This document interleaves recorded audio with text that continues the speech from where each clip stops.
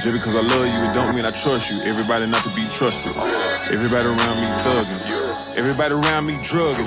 Everybody around me hustling. Everybody know not to bring no new riggin' around me. They say I be bugging. Got racks in the go-yard luggage. Just cause I love you, it don't mean I trust you. Everybody not to be trusted. What's up, everybody? Welcome to the show. I am your host today. This is Quentin Flores, and this is another episode of Uncut with Q. Guys, we've been doing this show for a while now, so if this is your first time tuning in, I always try to make sure I lay the foundation for it. We don't pay for ads. We don't pay for none of that stuff. We've turned down sponsorships. We want to keep free speech on the show, and I don't believe that I should be paid for somebody to dictate what I can and cannot say on the show. Man, I love adding value to you guys. I love being involved with what we're doing and all of y'all being involved with what we're doing. And it's just something that I'm very passionate about. All right. So guys, all we ask is that you get value from the show. You share the shit out of the show. You tell somebody about it. You get them involved to however you can. And you tell them that this shit is badass. That's only if we do a good job. So if we don't do a good job, don't worry about it. With that being said, we have multiple different types of shows. This isn't, like I said, guys, this is like a multi-parameter type show. We have Q&A, we do surfing the web, we go through the internet, we look at things that are trending and we talk shit about them. I have my friend Mitzi comes on here, does Mindcast. We do Mindcast. Yo, that could be the name of a podcast. The Mindcast. Yo, I might have to label that shit. With that being said, guys, all I ask is you get value, share the fucking shit out of the show. This type of show, what we're doing today, is where we bring on a special guest, somebody who's done amazing things for themselves. And without further ado, man, I want to introduce somebody really awesome that just flew all the way in. I don't even know where you flew in from, bro. Tell the world who you are and what you do, man. So I actually flew in from Martinsville, Virginia, rural area that you probably never heard of. Most people never heard of, but an hour north of Greensboro, hour south of Roanoke.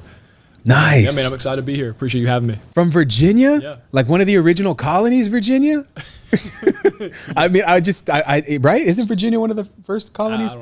I don't know. Yeah, whatever, bro. In a rural neighborhood? Yeah, I think the population of my city is about 13,000 people. God. 40,000 or so in the county. So it's pretty rural compared to San Antonio. That's crazy, man. Have you ever been to Texas before? I have. I've been to San Antonio 2 other times. Okay, Came cool. up here to mastermind came down here to mastermind with Aaron a few times.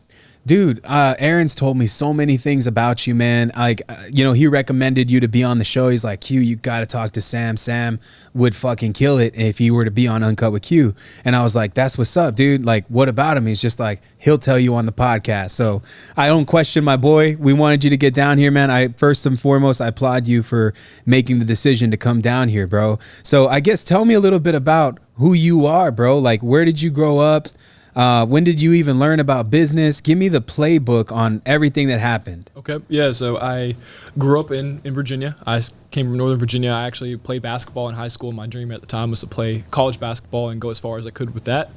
I ended up playing junior college basketball in Martinsville. So I moved down from Northern Virginia to Southern Virginia and did that for a few years. And then I realized that I couldn't jump high enough, wasn't tall enough to, make it to where I could make money in basketball. So you're really tall. I don't get it. You say that, but I was like one of the shortest people in my college basketball team. So I was at junior college. I'm 6'3", but I'm too short to be I was a forward, and forwards are like 6'8", 6'7", 6'9". Yeah, 7'3". Yeah, I'm fairly athletic, but I'm not athletic enough to play point guard. So wow, just didn't end up working out. Didn't have good grades. I didn't really care about going to college for the schooling. I really was just going to play basketball. So I dropped out of college and got a sales job.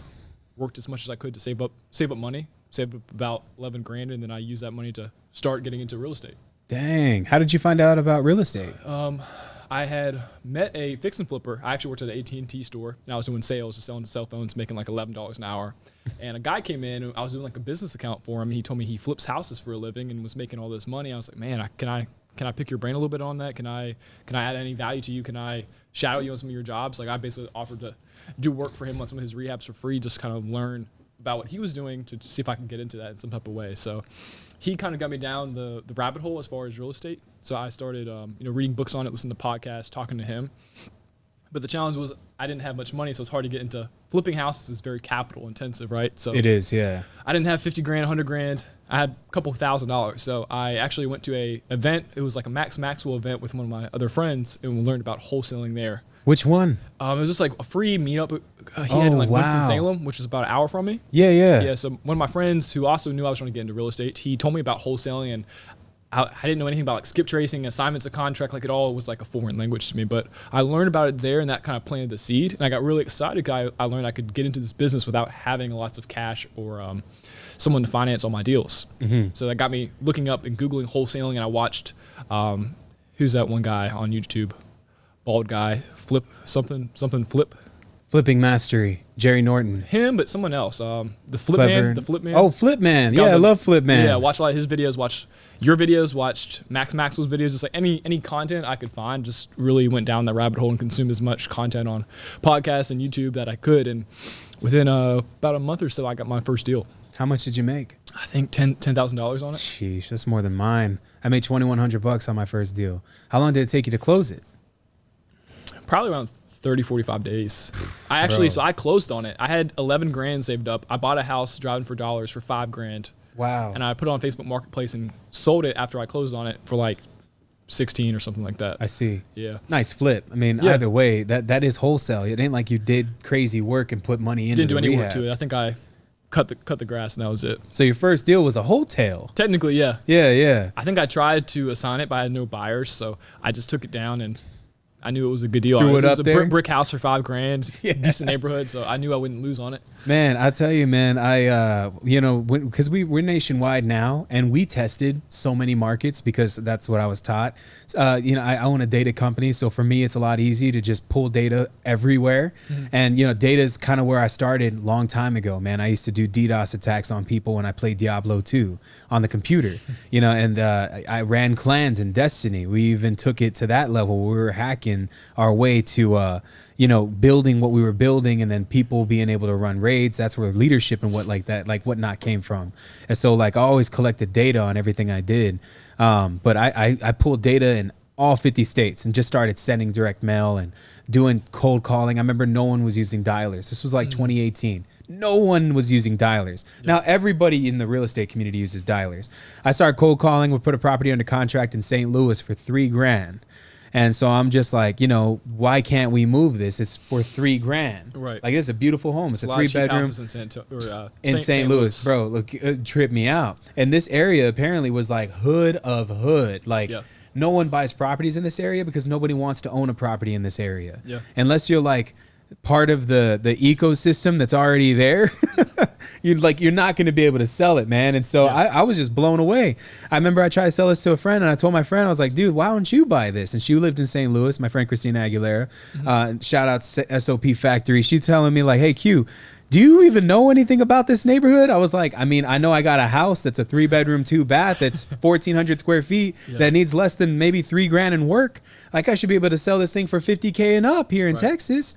And she was like, Google drive down the street. And so I get on Google and I plop my little guy in the address, and we start driving down the street, and all I see is dudes holding up Mac 11s and guns in the road, and I'm just like, like the fact that they had a guy that worked at Google drive through that, and I saw some kid like this. We had a deal. I did nationwide PPC last year. We had a deal in St. Louis for like $6,000, $7,000 under contract. I thought the same exact thing. I was like, talking to my disposition manager, like, why haven't you sold this yet? Like, we're selling it for $15,000, and all the feedback from buyers was to say it's a war zone, and that we had people not even want to go look at it because they're afraid they're going to get shot. So we actually had to cancel that contract. That's crazy. See, I knew that makes me feel better because I felt stupid when I did that deal.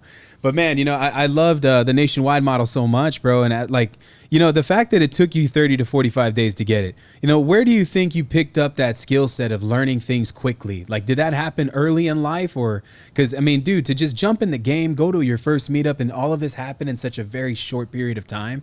I mean, what are we talking about? How long have you been doing this? 3 years, 4 years? Started 2020, early 2020. Dude, see, I've been a decade into this game, man. And you're telling me you're starting like what, this is your 3rd year in business.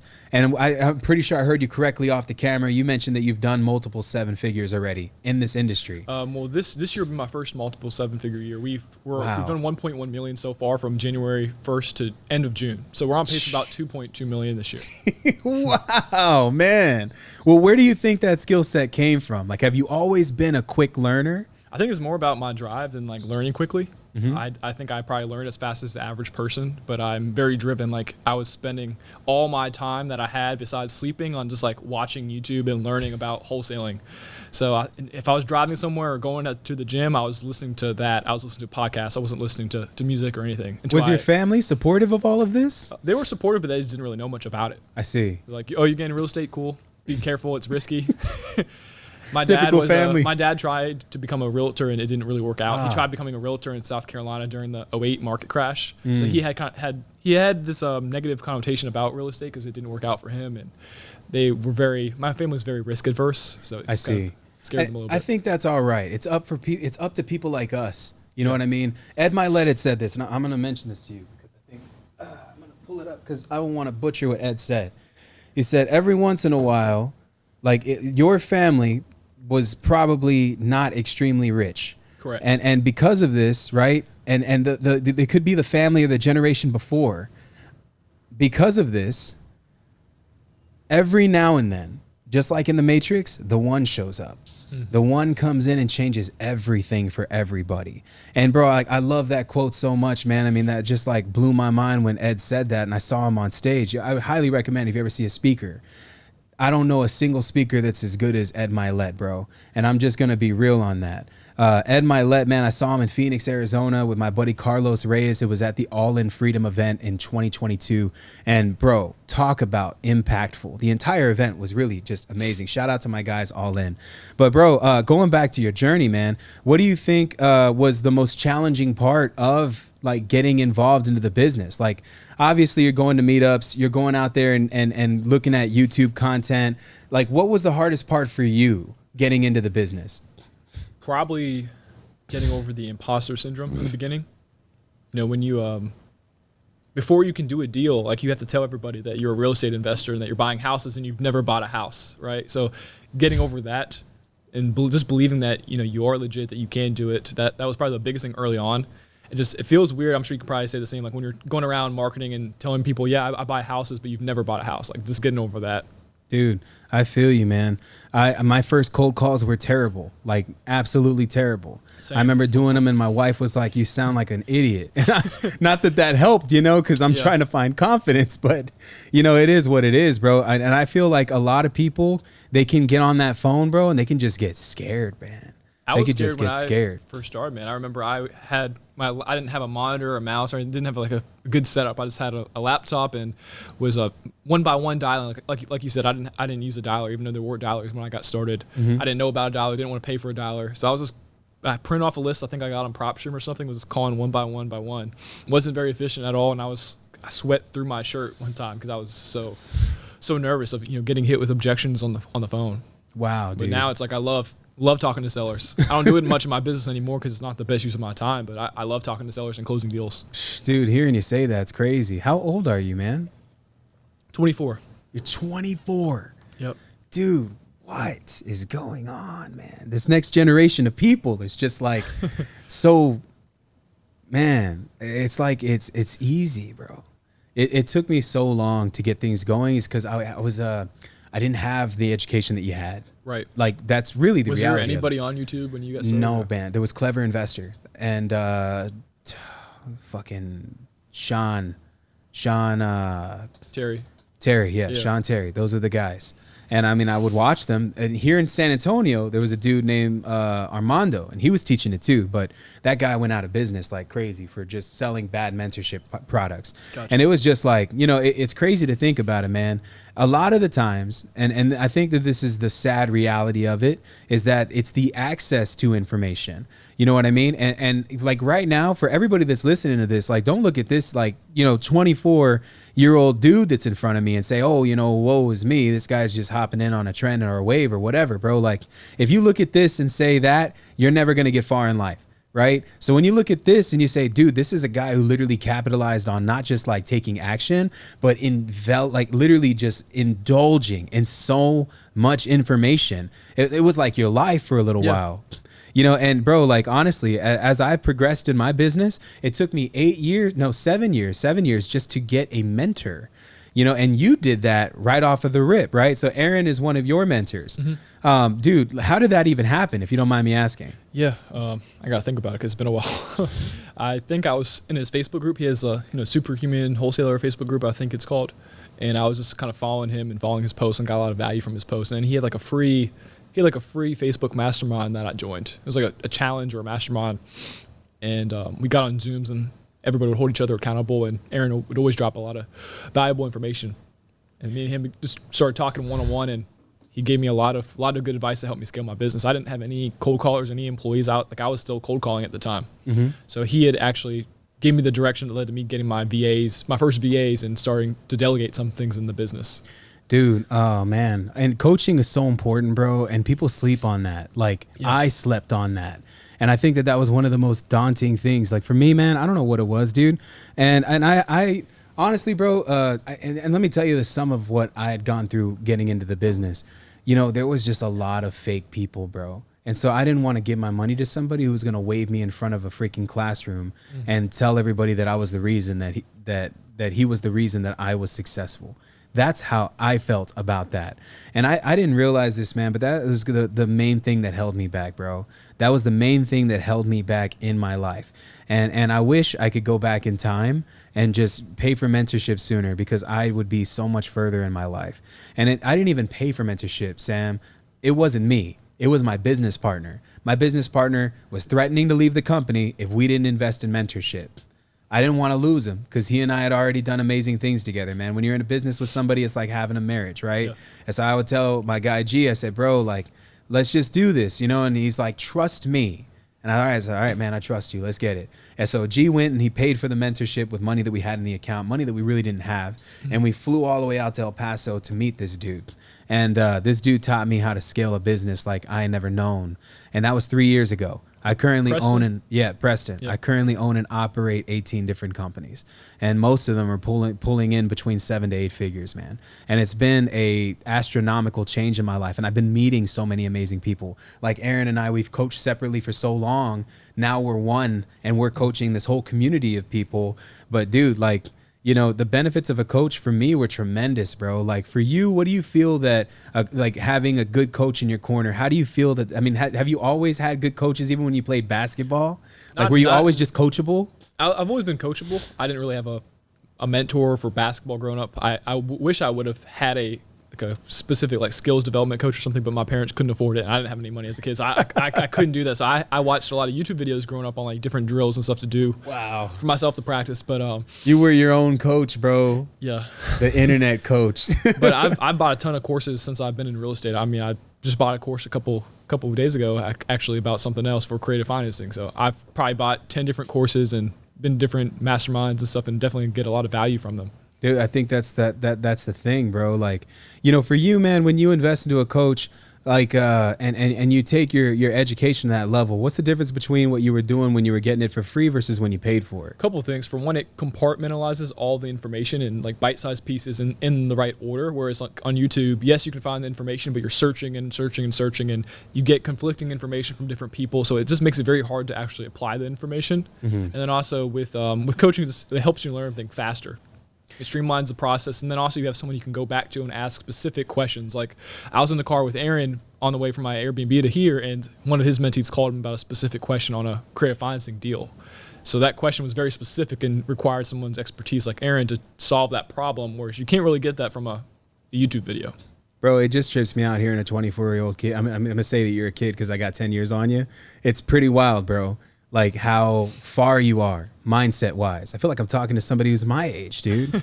and you know, I got to applaud you, give you flowers, bro, because what you've been able to accomplish in such a short period of time, man, that takes a lot of hustle and grit. And I'm sure you've had some struggles along the way, you know, like, so you decided that you were going to get the coaching, got the coaching. Once you got the coaching and everything started to get put into place, you know, what was the pivotal moment in your business where you were finally like, I guess what I'm trying to say is, how did you get from that $10,000 deal to where you're at right now, where you're, I mean, you talking like you got a team and that you have an office and stuff like that. I mean, I don't know what you got going on. Yeah. Break it down, bro. My current operation? Like, how did you get from doing that one $10,000 deal to where you're at now in your business with the current infrastructure that you got? I want to know the journey. Okay. So the first step was like maximizing what I could do by myself. I was telling Aaron earlier, I think a lot of people, they get so enamored by scale that they try to hire people before they even learn the business themselves. So I know about that. I wanted to maximize what I could do with myself and my time before I delegated anything. So I the biggest step in the beginning was actually just quitting my job, because I started when I was working at AT&T doing sales full time there. So having 40 hours of my time go to a different job, that made it tough for me to scale my business. I was doing like 1 to 2 deals a month consistently while having that job, but I quit that job. And then once I quit that job, I went from doing 1 to 2 deals to like 5, 7 deals a month just by myself. Sheesh. And then once I did that for a while, I realized I kind of hit a ceiling. Like it's hard to do much more than 500,000, $1 million by yourself at that point, because you're so busy doing TC, dispo, marketing. Like you can only do so much as one person. So once I hit that wall to where I felt like I couldn't grow anymore because I just didn't have enough time, that's when I started looking at ways to scale. And Aaron had told me about the cold callers and how I could outsource that, and how he just made it seem like it was such a no-brainer. And I was like, you're right. Let me hire some cold callers. So I got, I think 3 or 4 cold callers and got out of that, and that freed up more time to do, acquisitions. Boom. And then now that I had that concept, it was like a paradigm shift. I was like, I don't have to do everything in my company. So I just kept educating myself, and then hired, acquisitions and dispo. And before I knew it, I had a whole team built out, right? Dude, it's wild, man. Yeah. And your team, are they all virtual, or you got them all under the same roof? So last year I had an office and had everyone under one roof, but I didn't like that model. It worked, but I like the work from home model better. We actually kind of went into it accidentally because everyone on my team was getting sick during COVID. We shut the office down temporarily for like 2 or 3 weeks, and then we realized we were just as productive or more productive at home. So I was like, why am I paying for an office if we can do the same thing virtually? And personally, I prefer working from home. I don't want to come to an office when I can, because the commute is just like, there's so many things that kill your productivity throughout the day. Yeah. So I'd rather work from home. This frees up my time, frees up my team members' time. When I had an office, all my team members would spend too much time just like chit-chatting and just BSing around in the office. So when I went remote, their KPIs actually improved. So we went to that model. Wow. But my in-house team members, like besides my VA, like cold callers, everyone is American. They're all like local to me, but they work remotely. And we meet up once a quarter for a quarterly meeting. That's amazing, man. What an amazing structure, bro. I've been doing the office thing for 7 years now. I opened up the Infinity Cash Offer office 7 years ago. And I love it. Like this building that we're in right now, this building is in the news. This was the ultimate subject to creative finance acquisition. Oh, wow. When we got here, the owner had just died of COVID. He was one of the first people to die of COVID in San Antonio, Texas. And when he passed away, his kids took over. During that time frame, couldn't come to an office of this size. People were dying, man. People were getting sick. And so like every single office that was in here, one by one started getting shut down. We were in another office across literally across the way on the other side of town, San Antonio, Texas. And we were getting shut down too because our building wasn't allowing us to work for 30 days, bro. Wow. And our business has always been very up close, personal. Like we've always been face to face with sellers, on appointments, going out, driving for dollars, door knocking, bandit signs. We did it all hardcore at the beginning. Yeah. We didn't know how to do the I buy method. And the I buy method is where I'm buying a property without looking at it or seeing it, touching it. I don't even get a chance to lick it, fam. Like I'm not caring about, ain't even a picture on my phone of a house that we have to buy, bro. Yep. And so like where we at right now, man, we got 17 to 25, 17, anywhere between 17, 25 deals on our board that we have for the month of July. And we're just pumping these numbers like crazy every single month. And it's very measurable, very trackable. It's just like you said, when the numbers make sense, they make sense. Right. But man, having to move to this building was a blessing because we locked ourselves into a 5-year term. Bro, like for both offices, I pay less than $2,000 a month. And they're awesome. Freaking huge. Look at this space. Yeah. And look at the space across the way. Yep. And they both pump money. So here we do a bunch of content for other influencers. Over there, we do a whole bunch of real estate. So, I mean, it's just one deal. You turn into an asset. Pays for both, Yeah. So the way I see it, man, what solves the overhead problem is making more money. That's what it's always been. Like for Aaron and I, Aaron's very fulfillment. I'm the money guy. Yeah. I will bring in millions and millions of dollars of money to our organizations every single day. And that's how I've been, so if I got people that are good at fulfillment, then I don't got to worry about anything. Just show me the money and I'll show you what you need. And so like that, I think that a lot of people, they get afraid of that, like I think some people are backwards. They rather focus on getting the machine right versus getting the money right. And this is just my take on that. The money solves the machine's problems, bro. Yeah. Oh, you got to pay money on taxes. Okay, let's make more money. You know what I mean? Oh, we don't have enough staff here to afford what we're affording. Okay, let's just make more money. Yeah. You see what I'm saying? Like it solves problems. Solves a lot of problems. So, man, with your business model, I love that you've been able to do that. Office and virtual, both of them have their mutual benefits, and they both bounce off of each other. One gives you way more freedom. The other one, you might feel that you're in a cage, but you also might be able to create an infrastructure over here where it's an ecosystem. Right. There's definitely pros and cons to both. And I'm in some masterminds, like I'm in Tiffany and Josh High's mastermind, and they're big proponents of being in office. Their team's in office. I also am in Nick Perry's mastermind. They're in office, and they're big proponents of that. So depending on who you talk to, everyone does it differently. I think there's multiple ways to. I think if you have something that works, bro, then go all in on it, man. And one of the things I love, bro, is the fishing analogy. Like, are you familiar with like golf courses and whatnot? Right? Have you ever gone golfing before? I never have. Probably need to keep raising more private money. For sure, definitely. Millionaires play golf. It's a rich people's sport. So, you go to a golf course, you're gonna see ponds, and these ponds have fish inside of them. Now, are those ponds that were always there, or were they man-made?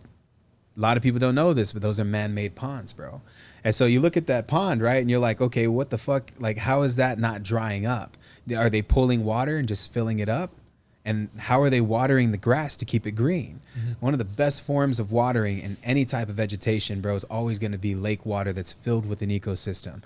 And so these ponds, they drill the holes in there, and they're like giant holes. They fill it up with water, and then they throw bluegill, bass, vegetation, frogs, minnows, shad, everything inside of it.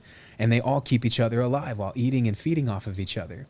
And obviously fish are fucking in there. So like they're also reproducing, right? And so it's like, it's this scalable thing. Now, if that golf course were to rely on the water supply of the city or county to water all that grass, they'd be spending $3 to $4 million a year on water, bro. But if they decided, rather than using the aquifer, or the supply system to water that grass, to build out their own ecosystem, they can use the water that's inside of the lakes to water the grass. And those stay above. Why? Is because there's a whole ecosystem inside of it where everybody is thriving off of everybody.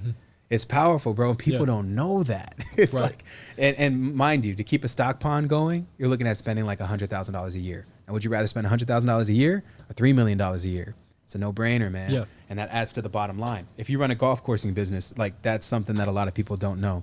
But bro, like, and I think that if you have an ecosystem and it's thriving and it's growing, then you don't need to change anything, because what's in there is going to continuously grow on its own. Right.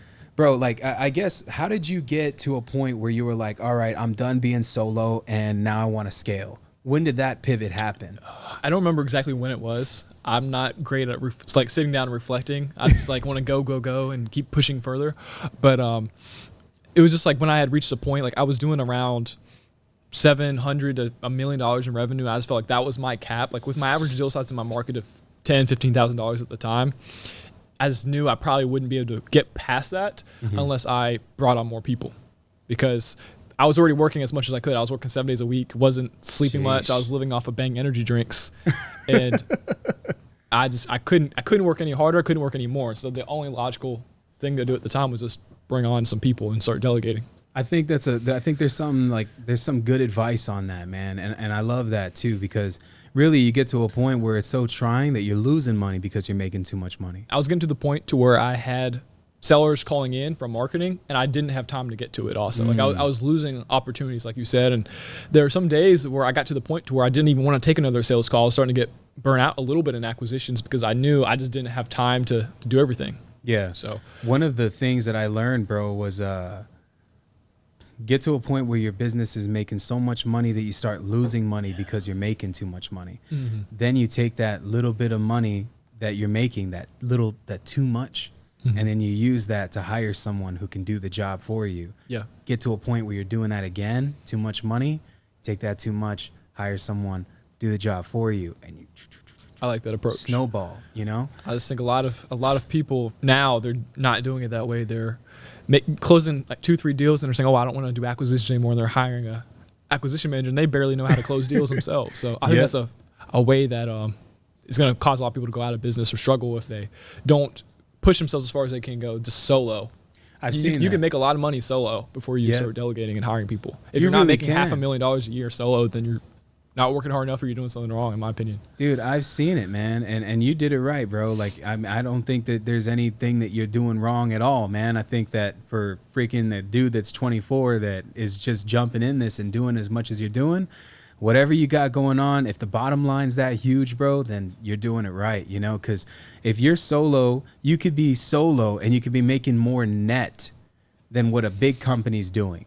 It's like, because people flex gross fees, but they don't talk about the overhead and the expenses and all the things that come out of that. I made less money last year than I did the year before because I was in a growth mode of just hiring and building.